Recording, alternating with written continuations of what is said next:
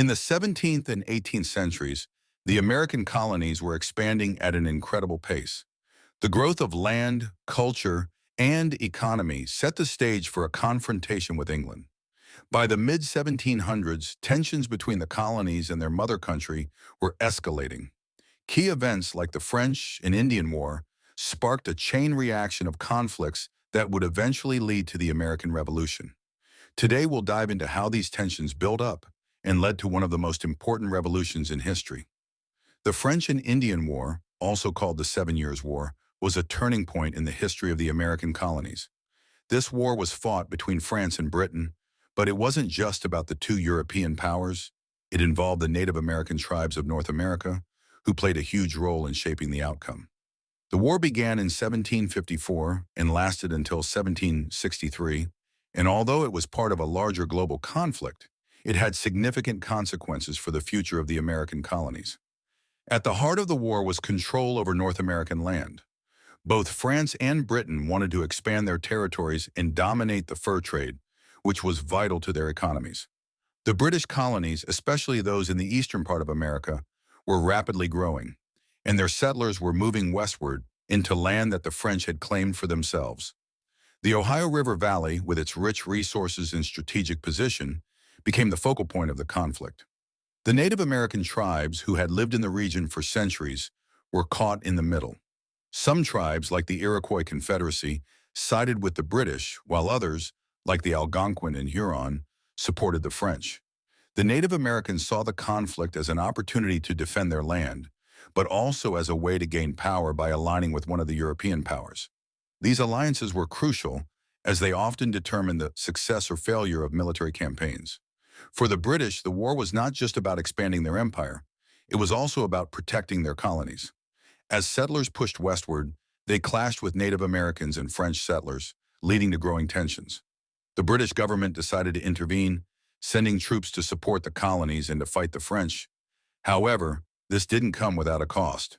The war was incredibly expensive, and when the British won in 1763 with the Treaty of Paris, they found themselves deeply in debt. The British government now controlled more land than ever before, including Canada and all French territories east of the Mississippi River. But controlling this vast land came with new challenges. They needed to manage relations with Native American tribes, many of whom had been allies to the French, and they needed to deal with the growing number of British settlers. For the American colonists, the end of the war wasn't a time of celebration. It was the beginning of a deepening frustration with British policies. While the British government had fought to protect the colonies, many colonists felt that they were now being treated as second-class citizens in an empire that was more focused on its own interests than the welfare of the colonies. Britain's post-war policies, including military presence in the colonies and control over newly acquired lands, created a growing sense of discontent. Colonists were becoming increasingly aware of their differences from the British, and this realization would soon drive them to demand more autonomy.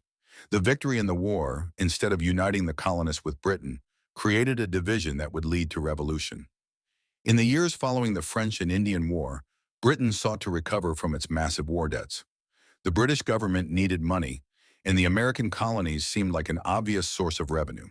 To do this, Britain introduced a series of taxes and laws aimed at controlling the colonies more directly.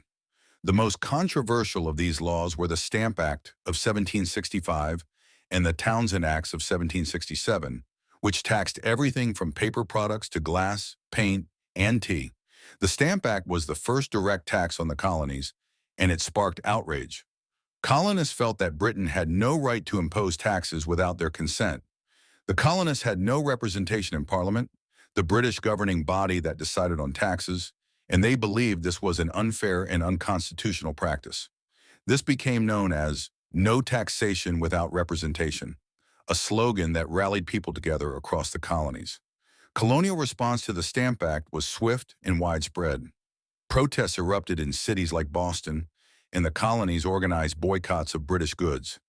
The Sons of Liberty, a secret group of colonists, took to the streets, burning effigies and destroying British property.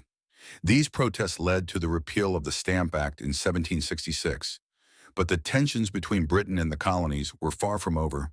Britain continued to impose taxes, like the Townshend Acts, which taxed everyday goods such as tea, glass, and lead. The colonists responded by boycotting British goods even more strongly.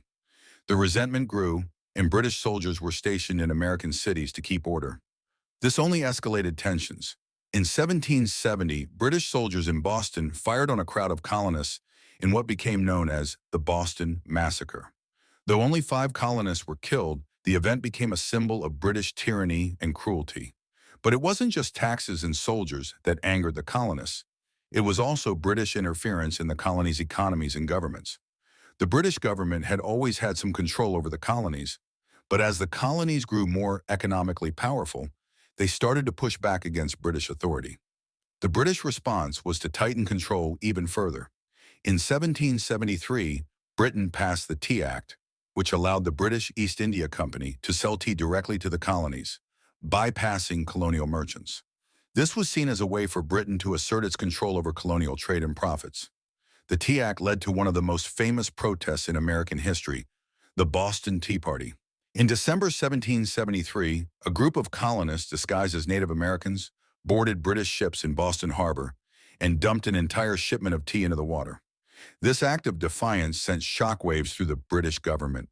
In retaliation, Britain passed the Intolerable Acts in 1774, a series of laws that were designed to punish Massachusetts and stop the rebellious behavior of the colonies.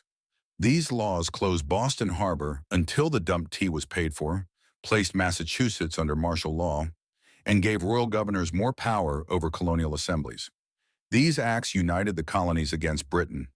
The harsh measures strengthened the resolve of colonial leaders who had already been debating the idea of independence.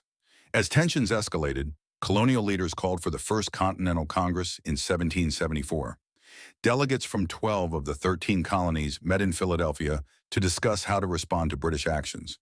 They agreed to boycott British goods and called for the repeal of the Intolerable Acts. By the time the Second Continental Congress met in 1775, the situation had reached a boiling point, and the colonies were on the verge of open rebellion. The French and Indian War, combined with Britain's harsh new policies, sparked a sense of unity among the American colonies, but not in the way Britain had hoped. The heavy taxes and oppressive laws only drove the colonists further apart from their mother country. As tensions grew with each new act of defiance and punishment, it became clear that the colonies no longer saw themselves as part of the British Empire. Instead, they were beginning to view themselves as separate, with their own identity, values, and vision for the future. This growing divide would soon lead to the colonies seeking independence, and the stage was set for the American Revolution to unfold. What began as a fight over taxes and rights would turn into a quest for freedom that would forever change the world.